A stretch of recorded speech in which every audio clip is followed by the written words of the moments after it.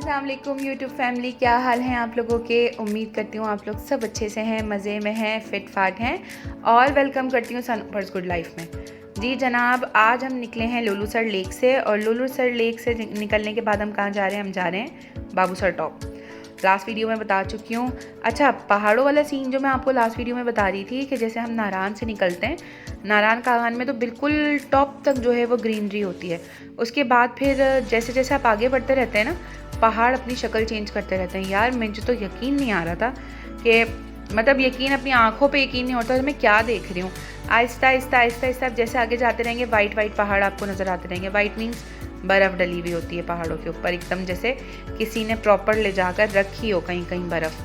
तो वो इतने खूबसूरत लगते हैं, कहीं ग्रीन, कहीं वाइट, कहीं पे ब्लैक, कहीं पे जो है वो डार्क ग्रीन, कहीं पे ब्राउन। तो बहुत ही खूबसूरत कलर्स नज़र आ रहे होते हैं।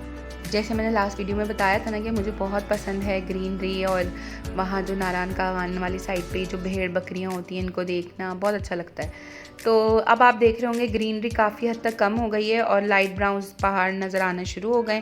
कहीं कहीं वाइट वाइट बर्फ़ भी पड़ी हुई नज़र आ रही है। और इसके बाद तो मैंने ये भी देखा था कि कहीं से भी छोटी छोटी जगहों से पानी बह रहा होता है। ये सारे पानी के बहने के निशान आपको नज़र आ रहे होंगे। और अब ये यहाँ से शुरू हो गया है, बहुत ही खूबसूरत। तो इतनी ठंड थी ना कि मेरे तो दांत बच गए और मुझे रियलाइज़ हुआ कि मैं काबिल नहीं हूँ सर्दियों वाली जगह पे जाने के लिए। क्योंकि चाइना बॉर्डर पे जाकर आई डोंट नो क्या हुआ कि वहाँ पे ऑक्सीजन की कमी थी, क्या था कि मैं तो गाड़ी से निकल ही नहीं पाई। मेरी इतनी कोई बुरी हालत हो गई थी। फैज़ान भाई और शुएब तो खूब इंजॉय करके आ गए थे, पिक्चर्स लेके सब करके, लेकिन मैं नहीं निकल पाई थी। मुझे ऑक्सीजन की बहुत ज़्यादा कमी हो रही थी और सर्दी बहुत लग रही थी। ये सीन चेक करें आप। फैज़ान भाई ने स्पेशली यहाँ पे गाड़ी रोके हमें उतरवाया ज़बरदस्ती, इतनी ठंड लग रही थी, लेकिन इतनी तेज़ बारिश होनी शुरू हो गई थी कि हम फटाफट गाड़ी में भागे। बहुत खूबसूरत व्यू था कि पहाड़ों से एकदम से जो बर्फ़ नीचे पिघलती हुई आती है ना, वो बिल्कुल नीचे दरिया जैसा लुक देती है। और देखें कितनी खूबसूरती है, light green, dark green, white, proper हर कलर अल्लाह ताला ने दिखाया है। और अब हम ये पहुंच गए हैं बाबूसर टॉप। और बाबूसर टॉप पहुंचने के बाद इतना रश था यहाँ पे मेरी, लेकिन समझ नहीं आया लोग बाबूसर टॉप आते हैं, मुझे लगता है यही ऊंचाई देखने के लिए आते होंगे क्योंकि ये बहुत टॉप पर है। तो यहाँ तो कान भी बंद हो गए थे। और बर्फ़ को बिल्कुल काट के, ग्लेशियर जो इतनी बर्फ़ पड़ती है यहाँ पर कि पूरा लोगों ने काट के रोड बनाए हुए थे, रास्ते बनाए हुए थे। और यहाँ पे जो है ना वो सालाबारी होनी शुरू हो गई थी। ये देखिए इतने बड़े बड़े, मैंने पहली बार देखे हैं ये, क्या ओले बोलते हैं ना आई थिंक। और ये अच्छे भाई भारी थे और गाड़ी में टंग टंग टंग टंग आवाज़ आ रही थी गिरने की छत पे। और जैसे हम थोड़ा सा आगे पहुँचे, पीछे बर्फ़बारी होनी शुरू हो गई। मैं आपसे कह रही थी ना कि मैंने एक ही रूट पे हर तरह का मौसम देखा, गर्मी, सर्दी, बारिश, बर्फ़बारी, ओले पड़ रहे थे। तो मतलब बहुत खूबसूरत, बहुत खूबसूरत। अभी मैं बच्चों की तरह एंजॉय करूँगी, इसको दुपट्टे में इकट्ठे करूँगी बहुत सारे, और फिर शेब को और फैज़ान भाई को मारूँगी। तो बहुत मज़ा आया, बहुत ज़्यादा। और अब आगे देखें क्या होता है कि आगे अब हम ये क्रॉस करके निकलेंगे। जैसे बाबूसर टॉप से नीचे पहुँचते मुझे तो अच्छा, इसके बाद थोड़ी थोड़ी वॉमिट फ़ील होना शुरू हो गई थी और बहुत ज़्यादा फ़ील हो रही थी। तो क्योंकि ये बहुत गोल गोल था बाबूसर टॉप ना।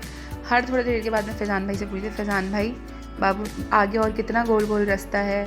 फैज़ान भाई अगर वीडियो देख रहे होंगे तो नहीं याद आ जाएगा, फैज़ान भाई कितना गोल गोल रास्ता है। कहते भाभी बस थोड़ा सा है, बाजी बस थोड़ा सा है। और वो बोल बोल के ऐसी टोपी कराते थे, लेकिन बहुत गोल गोल रास्ते थे। बस कैसे मैंने सफ़र किया है मैं जानती हूँ। ये देखें कितने प्यारे प्यारे क्रिस्टल जैसे, मोती जैसे जो है वो बर्फ़ पड़ रही थी। और बस इसको क्रॉस किया, इतना तेज़ हो रही थी कि हमारी गाड़ी पे आवाज़ें आ रही थी बहुत शदीद। अब जो है यहाँ से क्रॉस करेंगे, जैसी 1 सेकंड के बाद ही 2-3 मिनट बस मुझे लग रहा था हार्डली, और ये देखें ख़त्म बर्फ़, बिल्कुल खुश्क पड़े हुए रोड, धूप निकलनी शुरू हो गई थी। इस बीच की वीडियो नहीं बना सकी हूँ क्योंकि हम ये एक जगह रुके थे। अब ये कौन सी जगह है ये अगर फैज़ान भाई वीडियो देख रहे होंगे तो वो बता देंगे। और हम ये हुंजा के लिए निकले हैं, तो बिल्कुल रास्ते में जगह नहीं मिली, बिल्कुल जगह कह रही हूँ, बिल्कुल आँख नहीं खुली क्योंकि हम सो गए थे तकरीबन 1-1.5 घंटा। और हेड्स ऑफ है फैज़ान भाई को कि उन्होंने अकेले ड्राइव किया और कोई कंपनी देने वाला नहीं, कोई बात करने वाला नहीं। असल ड्राइवर ही वही होता है, जिसे किसी चीज़ से वो ही ना हो कि भाई कोई बराबर में जाग रहा है कि सो रहा है, क्या हो रहा है, और वो मस्त गाड़ी चला रहा हो। लेकिन आई नो फैज़ान भाई बहुत थक गए थे और क्या नाम है, लेकिन माशाल्लाह माशाल्लाह बहुत अच्छी ड्राइविंग करते हैं फैज़ान भाई। और ख़ैर अभी हम जो निकले हैं तो यहाँ से अब हम तकरीबन हुंज़ा पहुँच गई हैं। क्योंकि ये हुंज़ा के ही रास्ते में आया था, मुझे तो अब याद भी नहीं आ रहा है रास्ते और जगहों का नाम, क्योंकि इतने दिन में मैं वॉइस ओवर कर रही हूँ। तो ये बिल्कुल हुंज़ा के रास्ते में ही हमें ये सारे सीन्स पड़े थे। और इसके बाद जो है बस वो हुंज़ा में एंटर हो गए थे थोड़ी देर बाद ही। लेकिन हुंज़ा में एंटर होने के बाद मैं ये देख रही थी कि यहाँ पे तो पहाड़ों का कलर बिल्कुल डिफरेंट था, बहुत छोटा सा, जैसे मुझे ऐसा लगा था स्टार्टिंग के अंदर कि लोग नज़र आना शुरू हो गए थे, शॉप्स नज़र आनी शुरू हो गई थी, हर वो ब्रांड मिल रहा था, मतलब अब मैं ब्रांड का नाम नहीं ले रही, पानी वाले जितने भी हमारे ब्रांड्स होते हैं वो सारे मुझे नज़र आ रहे थे कि जो है दुकानों पे मिल रहे थे। मुझे लगा था कि भाई ना पानी मिलेगा, मिनरल वाटर ऐसा कुछ, और मेरे पेट में भी गुड़गुड़ हो रही थी, तो मुझे दवाई लेनी थी कि कोई मेडिकल पड़ जाए तो हम दवाई ले लें, क्योंकि हमारी मेडिसिन सारी लगेज में थी और लगेज डिग्गी में था, तो वो कैसे निकालते रास्ते में और क्या करते। तो लेकिन दवाइयाँ भी प्रॉपर मिल गई थी, हर चीज़ मिल गई थी। अब ये मैं दिखा रही हूँ, ये टर्नल है, काफ़ी ऐसे जो है वो टर्नल आएंगे बीच में, क्योंकि लैंडस्लाइडिंग की वजह से आई थिंक इन लोगों ने ये परमानेंट इसका सोल्यूशन निकाल दिया है। और मैं आपको बताई थी गिलगित बल्तिस्तान ना, तो उस तरफ से जो 2 रूट आ रहे थे ना, सीधा चले जाते तो गिलगित बल्तिस्तान जाते और ये हुंज़ा की तरफ मुड़ गए। तो ये सामने आपको नज़र आ रहा होगा, ये नागा पर्वत है जो कि बादलों में बिल्कुल छुपा हुआ था। और अभी जो है इस बीच का जो पूरा जो रिकॉर्ड था ना वो सब नहीं बना सकी जो वीडियो थी, क्योंकि फिर सो गई थी।